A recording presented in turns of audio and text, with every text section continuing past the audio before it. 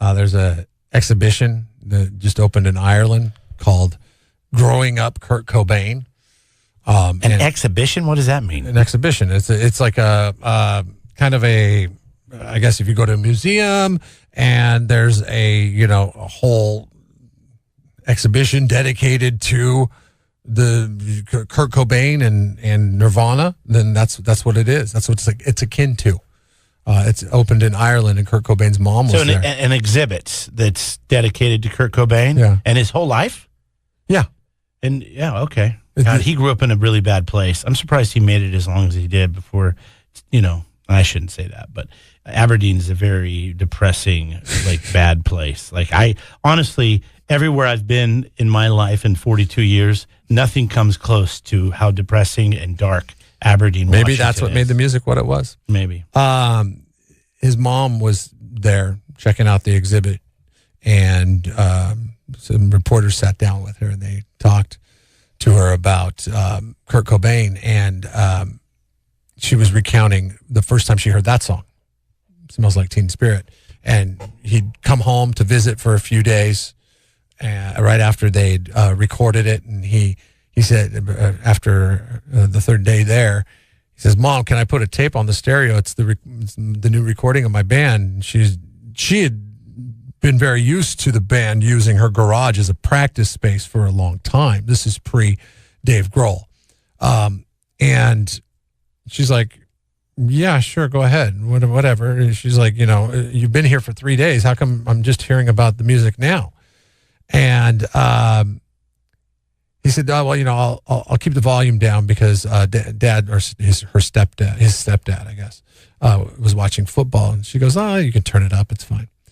And she turns it up, and then she said that when she heard "Smells Like Teen Spirit," she felt a heaviness in her chest before telling her son, "Oh my God, Kurt, this is going to sell you to the moon and back." She knew it was a hit.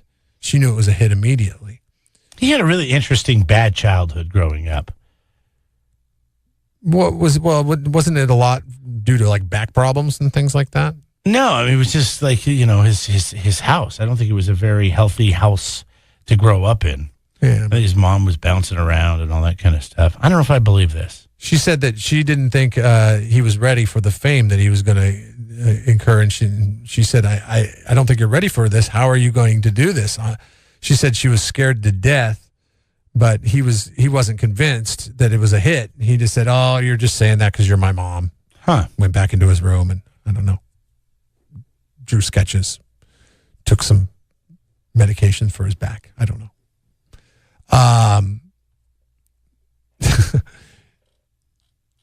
She knew that her son was going to achieve greatness. But doesn't every mother feel that their kid is going to achieve greatness? My mom doesn't think that ever really? Greatness. Oh, okay. And I mean, my window's probably passed me for the greatness part of it. What are you talking about? You're great.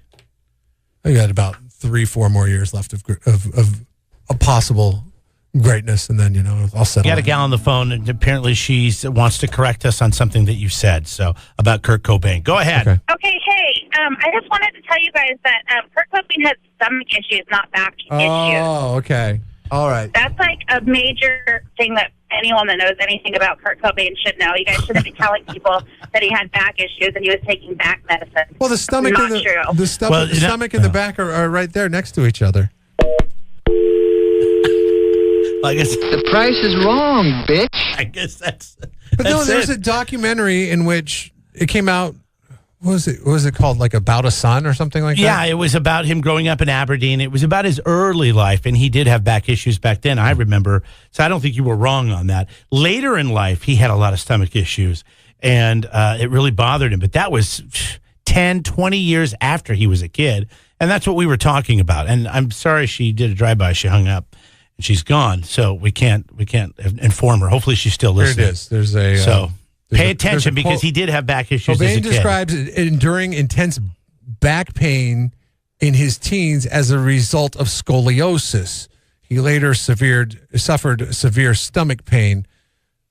Quote, "I've always had a pain I wasn't imagining. I was in pain all the time. Probably psychologically decided to trade off some of my spine pain for my stomach pain." once my stomach started up, it was so much more intense than the spine that I hadn't thought about my back for a long time. So he did have back pains. Then he had stomach pains. Yeah. What's the name of that documentary again? About a Son. Yeah. It came out in 2006. Roll that call back a little bit. So anybody that knows anything about Kurt Cobain shouldn't be speaking. That's like a major thing that anyone that knows anything about Kurt Cobain should know. You guys shouldn't be telling people that he had back issues and he was taking back medicine. Unless it was the truth. Jeff and Jeremy in the morning.